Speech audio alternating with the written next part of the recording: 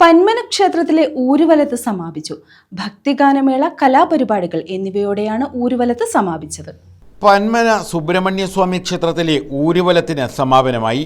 ഊരുവലത്ത് TS canal കടന്ന് കടലിൽ ആറാട്ട് നടത്തി പന്മന ക്ഷേത്രത്തിൽ എത്തി കൊടിയിറക്കിയതോടെയാണ് ഉത്സവത്തിന് സമാപനമായത്. തുടർന്ന് ചിറ്റൂർ, പന്മന പ്രദേശങ്ങളിൽ ഭക്തിഗാനമേള, അന്നദാനം, വിവിധ കലാപരിപാടികൾ എന്നിവയും നടന്നു.